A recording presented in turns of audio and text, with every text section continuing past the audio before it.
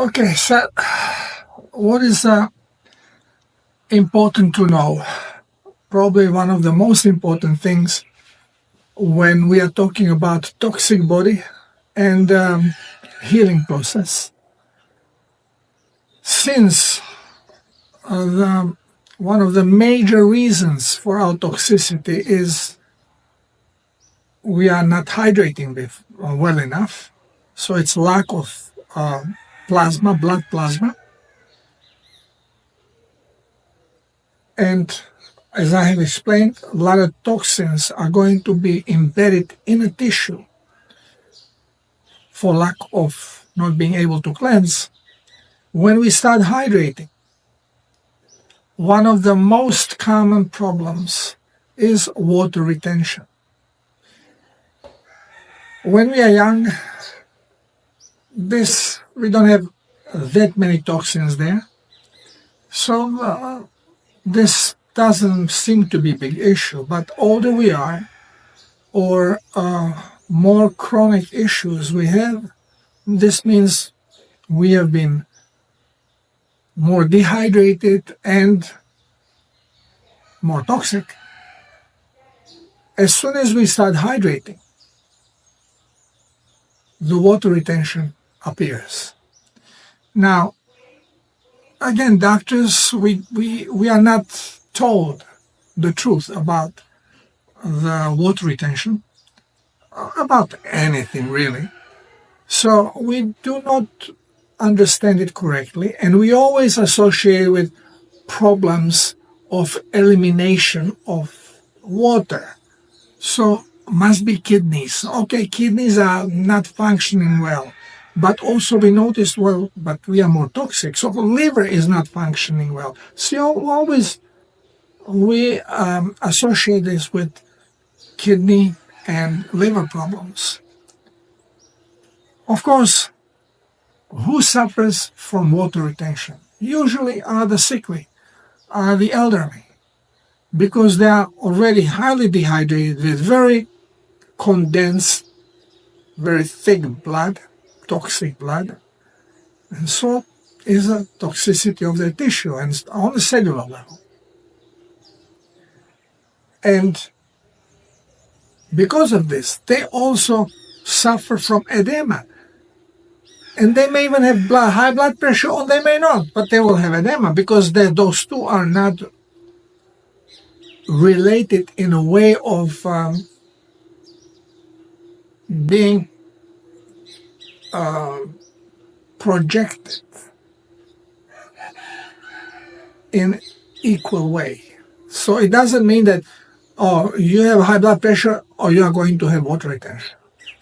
Not necessarily, but very likely, because we are talking about high toxicity of a tissue and dehydration, toxicity of the cells, dehydrated cells, which make problem of blood vessels being elastic.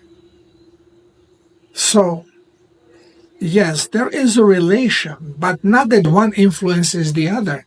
That both of them come from the same culprit, which is the toxic blood. And this video is going to be specifically talking about this problem of water retention, which better is to say toxic lymph retention, because the liquid that we retain is lymph. We don't have, if we would retain blood, well, we would then be red and we would call it inflammation. Since there are no red blood cells usually involved, it is lymph. And it is toxic. So I have explained many times why water retention occurs, but since we are now in this natural healing and we have gone through these 5 previous videos explaining the process, I just feel it important to address again the water retention problem. I should probably talk about high blood pressure as well here, but there are so many videos I made about it.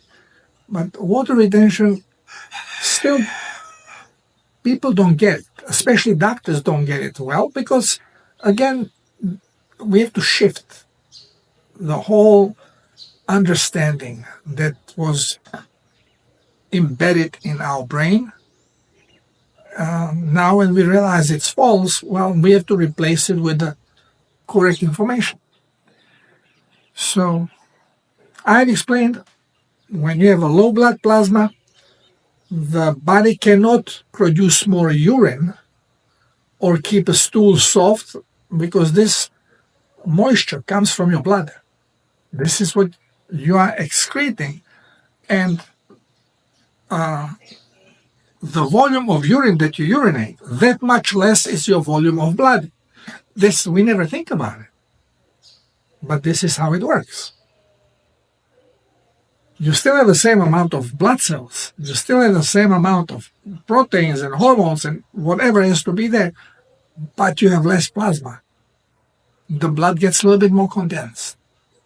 I have mentioned in one of my articles, when I was talking about misunderstanding from Ionis, Argenis, about salt, and he's saying that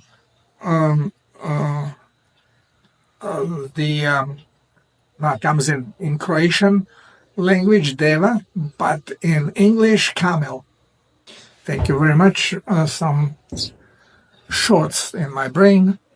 So camel have these humps. They are fat deposits. Well, Arjun said that when they use the fat in metabolic process comes energy and production of water. Nonsense. Okay, but how come that those animals can last a month without drinking water? Because they are given salt, and they can drink like 40 liters of water in one shot. So they will dilute their blood. And then when their excrement, they are trying to save all the liquid, so their excrement is dry. Camels have a dry excrement. And they urinate very little. They also eat very little. Okay? So they do not have needs to eliminate much toxins because they don't produce many. So they urinate little and they defecate dry stool. So they lose little plasma, and they can be long time living with blood fairly well hydrated, since little by little, they are losing the blood plasma. Blood is getting thicker and thicker and thicker, and there will come time then they will have to drink again, replenish the lost blood plasma. So with us, when our blood is very dehydrated, we cannot afford to lose more plasma to eliminate toxins by urinating, so body is depositing them in a tissue. This is how this robot is programmed what to do. And especially, we accumulate a lot of this toxin underneath the skin. So now when we start drinking plasma, we start hydrating. And now as you're hydrating, your body is evaluating what is more necessary at the moment. Eliminate toxins and lose plasma, or toxins are not so bad, so let's just hydrate more before we do this. And you may drink and not urinate any more than urinate before. And it is not so easy to get diarrhea going if you are low on blood plasma. This is why I say you have to drink a lot during the day, not only in the morning, to keep hydrating, to satisfy the need for blood plasma, so the body can then use the surplus and start eliminating a little stronger through mucosal tissue, causing diarrhea or even vomiting, nausea. It all depends on the level of toxicity. So now when we start drinking plasma, depending on how toxic we are not only hydrating the blood, but we are also producing more lymph, because blood as it goes into tissue with the smaller and smaller blood vessels, finally it goes into capillary system, and blood cannot penetrate. Only the lymph penetrates, only the plasma. And this is basically every organ has parts where only lymph can go, but most of it we find underneath the skin. Because why? The skin does not only protect us, but we absorb through skin. And whatever we absorb has to be checked for toxicity. So it goes into lymphatic system and is checked by lymph nodes, and then could be eliminated right out through sweating, or it is going to be proceeding, going, finally joining into a vein close to the heart and entering to our blood. Since blood toxicity is always being controlled, every parameters of the body, we have sensors and everything is controlled. So if blood is already toxic and now toxic lymph is coming, well, it will be restricted in how much of this lymph will be allowed to come into the blood, not to make things worse. So if you have toxic blood and toxic lymph is coming, well, the flow and joining this lymph into the blood is going to be slower. So when you are hydrating and you are producing more lymph, and the lymph goes into toxic tissue, becomes toxic, now it cannot rapidly join the blood, because now blood is toxic, lymph is toxic. Well, the circulation stops and we start having buildup of lymph. And this, you see it, puffiness of the face, puffiness of the body, subcutaneously underneath the skin, all this starts puffing out, getting tight, because now you are retaining toxic plasma. And you may be cleansing, because now you are bringing plasma. So your body is going to cleanse, you will urinate, but remember, body is not conscious. So it cannot evaluate and decide, okay, I better get rid of this. But it is programmed. And if lymph is more toxic than the blood, but blood is also very toxic, then the joining of the toxic lymph is going to be slowed down, just like on a drip. So it does not produce huge problems. This is the programming. Finally, this is why I say you should strive always to get diarrhea, because through diarrhea you cleanse the blood much faster than through kidneys. And although you also waste a lot of plasma, but also much stronger toxic load is being eliminated. So when you finally achieve a diarrhea, you cleanse your blood much faster, and you are drinking clean plasma. So you are bringing clean elements into the blood, but toxic lymph now can enter a little faster because blood is less toxic. Again, it's all sensors and programs running this. So the cleaner is the blood, the faster lymphatic flow is going to be allowing more toxic lymph to go to be cleansed. Unfortunately, the toxins are not embedded only in lymphatic tissue. They are embedded everywhere. So as your blood is cleansing, the tissue is releasing toxins into the blood, so this can be cleansed.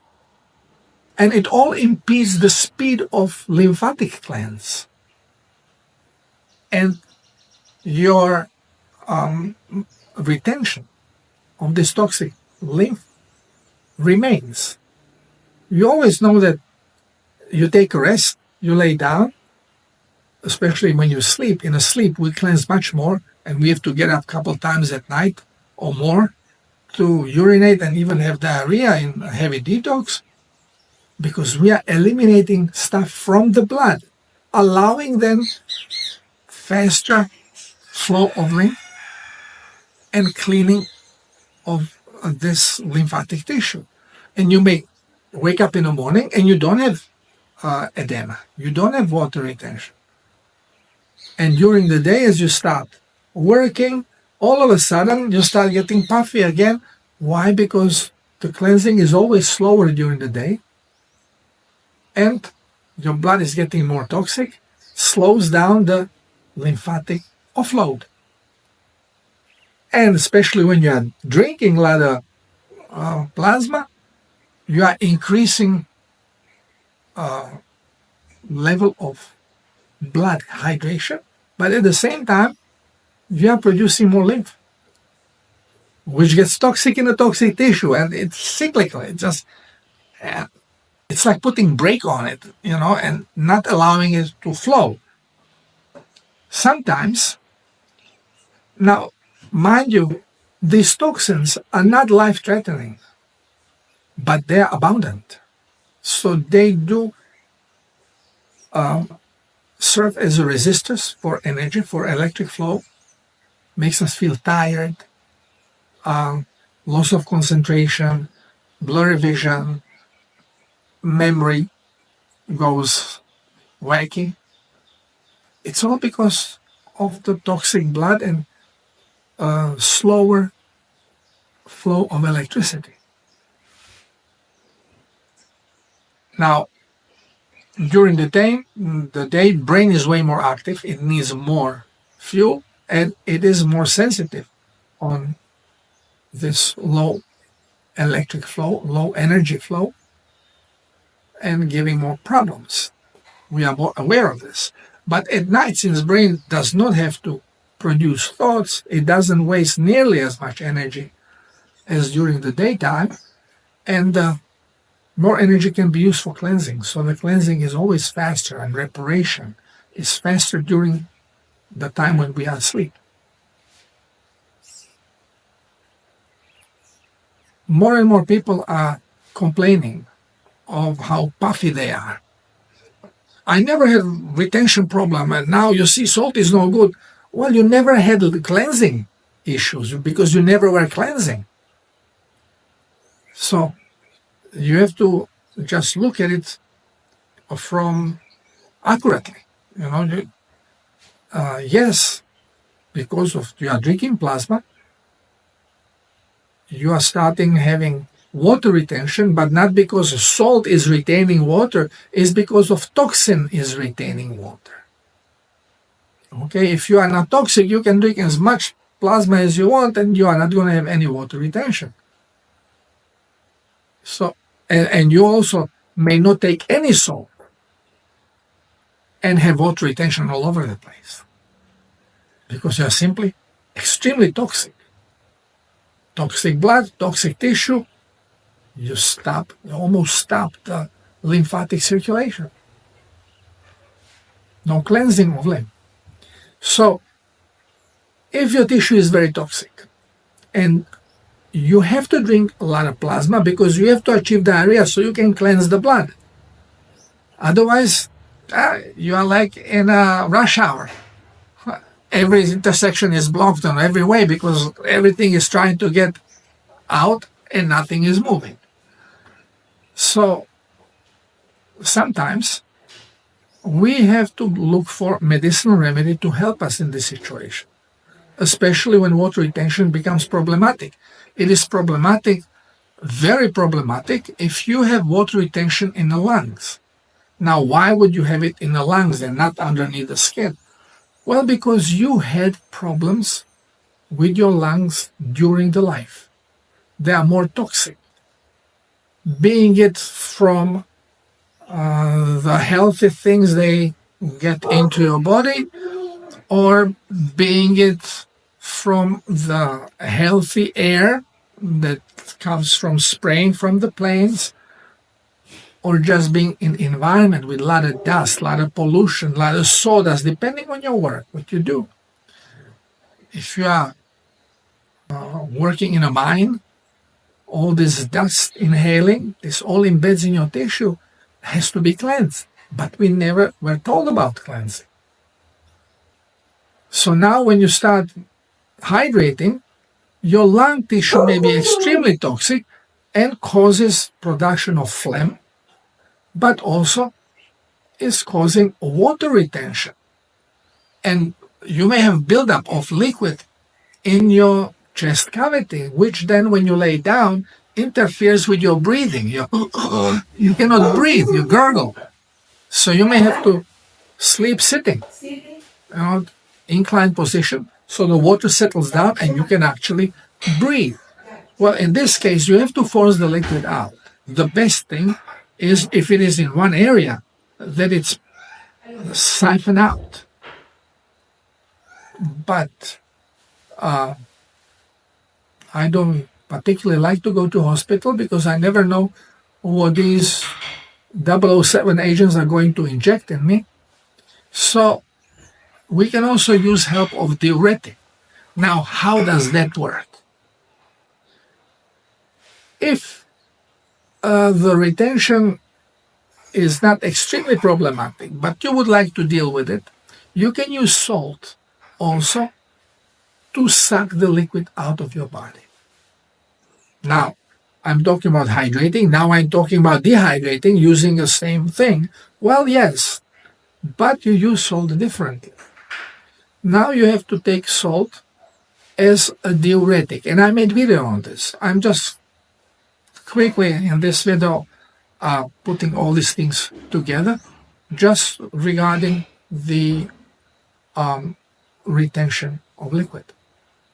So if you put big amount of salt, well, let's say 20 grams per 1 liter of water, and then you drink it, now you created huge surplus. You put way too many minerals into your body because your body will absorb it. And now it comes into a lymphatic system and it starts seeping into the blood. And it's way too many minerals, so your body is forced to go into cleanse, to take them out. But there is not enough blood plasma for this big amount to come out. So the body is going to also allow some of this toxic lymph to be released into the blood for additional availability of plasma, even though the plasma is toxic, but it is less problematic than this huge surplus of minerals that has to be eliminated. Because yes, too much salt is going to harm us. Body knows it, so it will eliminate it. And if you are not bringing enough plasma or water, because you have put way too much salt in, but we know that blood has approximately 9 grams of salt. Now you are putting 20 grams or 25 grams. So there is plenty body has to eliminate. It has to use plasma to eliminate, and it is going to reach for the plasma that is toxic in your lymphatic system. Now this, since it's not very strong toxin, it's just surplus, this may and works marginally. If this doesn't produce desired effect, if you need to remove way more plasma, also when you do this, you will be very thirsty. After you drink so salty plasma, you will be thirsty. You cannot drink. Because this is when you don't drink, you are forcing the body to use the stored water-retained liquid to release it into the blood so it can be used to flush this surplus of these minerals and causes dehydration effect. If this is not strong enough, you can drink less salty plasma after you already urinate and have diarrhea, because you have now eliminated what body was allowed to eliminate with the the available lymph or plasma in the blood, then you can drink less salty plasma just to rebuild the lost plasma through diarrhea and urination. Because you still have to keep giving a fresh plasma, you have to keep cleansing the tissue. So it's not about just getting the swelling down, getting the water retention out. You have to get these toxic elements out, which means you have to keep forcing plasma into it and plasma out, plasma in and plasma out to flush it out. And very often you have to reach for some stronger diuretic. There are some natural diuretics, which you can always check supplement stores, but they may not be also strong enough.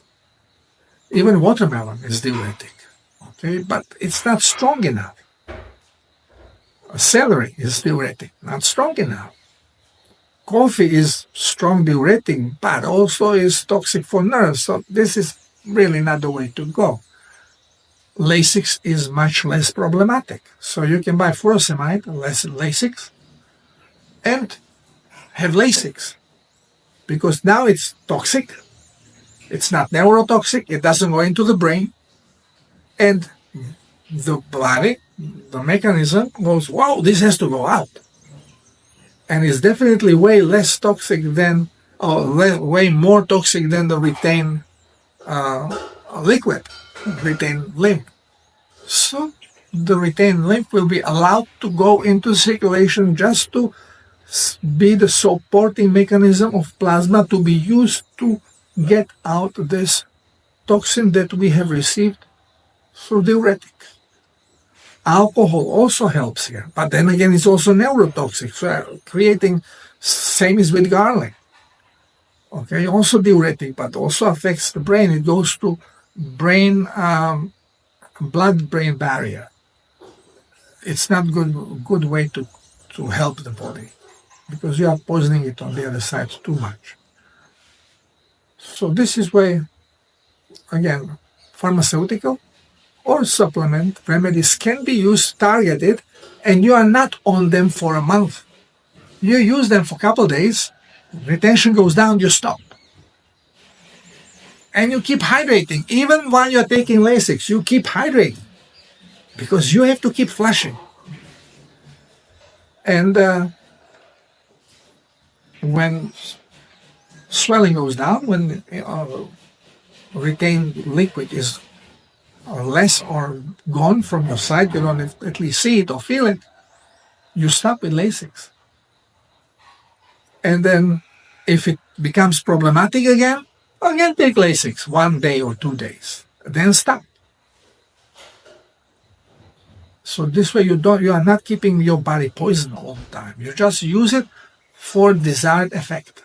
That's all.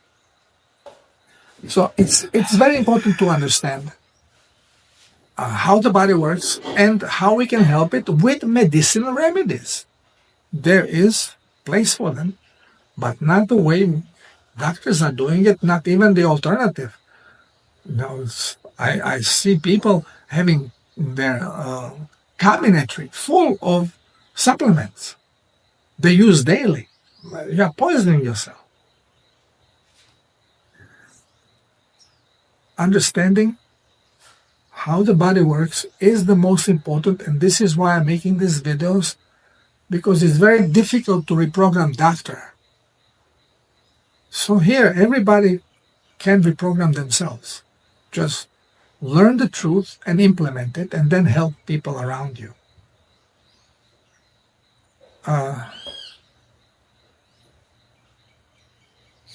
The most important thing is to understand, do not be afraid of salt, do not be afraid of plasma. Even if you have water retention, this is not because you are drinking plasma, it is because you are toxic. And drinking plasma allows you to start cleansing these toxins, but in between, one of the symptoms is going to be water retention. That's all that's to it.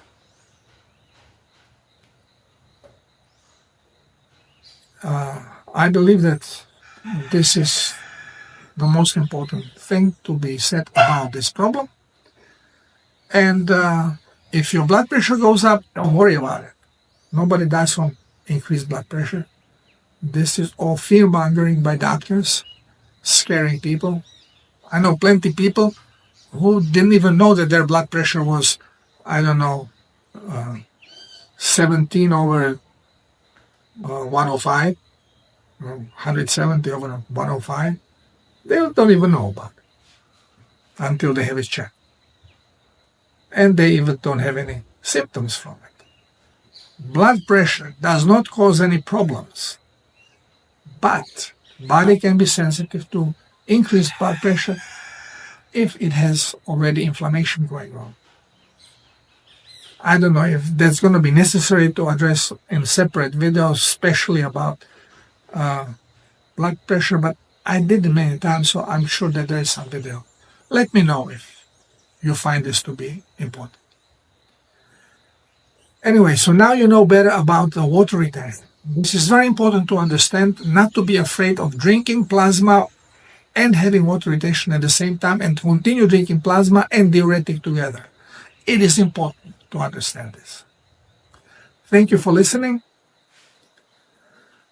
and let's keep exploring and learning.